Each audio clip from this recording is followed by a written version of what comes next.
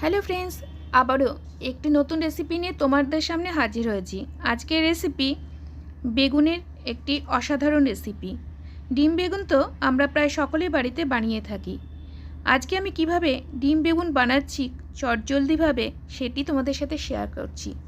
দেখতে থাকো শেষ পর্যন্ত ভিডিওটি। এখানে আমি নিয়ে নিয়েছি এরকম লম্বা টাইপের একটু মোটা 3টে বেগুন। এগুলোকে এবার ছোট ছোট টুকরো করে কেটে নেব। এ দেখো এরকম টুকরো করে কেটে নিয়েছি। তোমরা চাইলে একটু বড়ও রাখতে পারো, আমি এইভাবে কেটে নিয়েছি। এবার খুব ভালো করে এগুলোকে ধুয়ে নেব। এখানে একটা পাত্রে দিয়ে দিয়েছি গরম জল, তার মধ্যে দিয়ে দিলাম বেগুন আর স্বাদ অনুযায়ী নুন। এবার ঢেকে 5 থেকে 7 মিনিট মতো বেগুনগুলোকে সেদ্ধ করে নেব। এখানে একটা কড়াইতে বসিয়ে দিয়েছি সর্ষের তেল। তেল গরম হলে এর মধ্যে দিয়ে দিচ্ছি 2টো ডিম।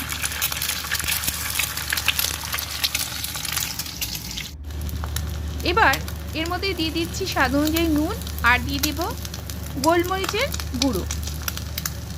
এবার ডিম আর ডিমের সাথে গোলমরিচের গুঁড়ো আর নুন খুব ভালো করে মিশিয়ে নেব আর ডিমের ঝুড়ি তৈরি করে নেব।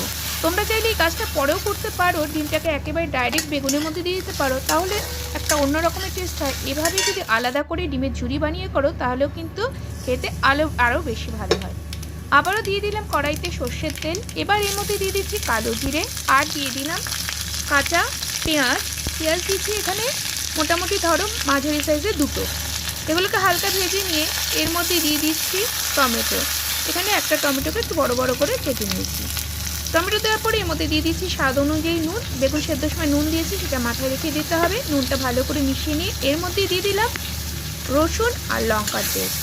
এবার রসুন আর লঙ্কার পেস্ট পেঁয়াজ আর টমেটোর সাথে খুব ভালো করে মিশিয়ে নিচ্ছি। এই সময় গ্যাসের ফ্লেম লোতে রাখা আছে। এবার এতে দিয়ে দিচ্ছি হলুদের গুঁড়ো।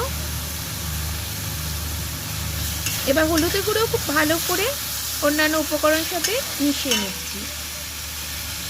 সামান্য পরিমাণে জল আমি এখানে ব্যবহার করছি যাতে মশলাটা নিচে লেগে না যায়। এবার জল দিয়েও খুব ভালো করে মিনিট মতো মশলাটাকে কষিয়ে নিতে হবে। মশলা ভালো করে কষানো হয়ে গেছে। এবার এর মধ্যে দিয়ে দিচ্ছি সেদ্ধ করে রাখা বেগুনগুলোকে। তোমরা চাইলে ইচ্ছে করলে বেগুনগুলোকে পুড়িয়েও নিতে পারো, আবার ভেজেও নিতে পারো। ভেজে নিলে তেলটা একটু বেশি লাগে, তবে 3 রকম করে তোমরা ট্রাই করতে পারো। এক একটা স্বাদ এক এক রকম হয়। আজকে আমি যেভাবে করছি এটা সবচেয়ে তাড়াতাড়িভাবেই তৈরি করে ফেলা যায়।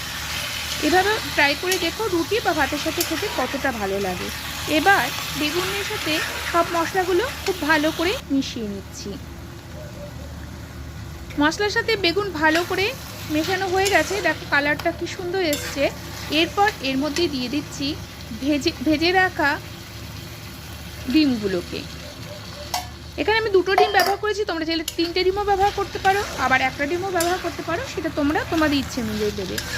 এবার ডিম মশলা আর বেগুনের সাথে খুব ভালোভাবে কষিয়ে নেব। এই সময় কিন্তু গ্যাসের ফ্লেম মাঝারিতে রাখা আছে। গ্যাসের ফ্লেম মাঝারিতে রেখে প্রায় মিনিট 3 ধরে ডিম আর বেগুন মশলার সাথে এভাবে কষিয়ে নিয়ে এর মধ্যে দিয়ে দিচ্ছি জিরে গুঁড়ো আর ধনে গুঁড়ো। জিরে আর ধনে গুঁড়ো দিয়েও মিনিটখানিক ধরে মশলা খুব ভালোভাবে কষিয়ে নেবে। জিরে আর ধনের গুঁড়োটা কিন্তু আগে দেবে না, এভাবে যদি পরে দাও তাহলে একটা বেশ সুন্দর গন্ধ পাওয়া যায়। সবশেষে এর মধ্যে দিয়ে দেব ফ্রেশ ধনে পাতা। ধনে পাতা কিন্তু অবশ্যই দেবে, তাহলে খেতে বেশি ভালো লাগে। আর শীতে ধনে পাতার তো কোনো কথাই হবে না। যাই হোক, ধনে পাতাও খুব ভালো করে ডিম আর বেগুনের সাথে মিশিয়ে নিচ্ছি। এরপর গ্যাসের ফ্লেম বন্ধ করে দেব। ধনেপাতা দেওয়ার পর কিন্তু মিনিট খানেক মাত্র শুধু আমি এভাবে কষিয়ে নিয়েছি আর তারপর গ্যাসের ফ্লেম বন্ধ করে দিচ্ছি। ব্যাস, তাহলে তৈরি হয়ে যাবে ইয়ামি ডিম বেগুনের একদম নতুন ধরনের একটি রেসিপি, যা খেতে হয় অসাধারণ। তোমরাও বাড়িতে ট্রাই করো, আশা করছি তোমাদেরও ভালো লাগবে। ভালো লাগলে লাইক করবে, আর কেমন লাগলো খেতে কমেন্ট করে জানাতে ভুলবে না কিন্তু।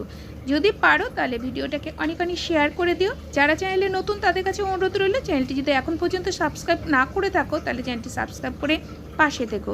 ফিরে আসছি আবারও কোনো নতুন রেসিপি নিয়ে নতুন কোনো ভিডিওর সঙ্গে। ততক্ষণের জন্য ভালো থেকো সবাই। Bye bye.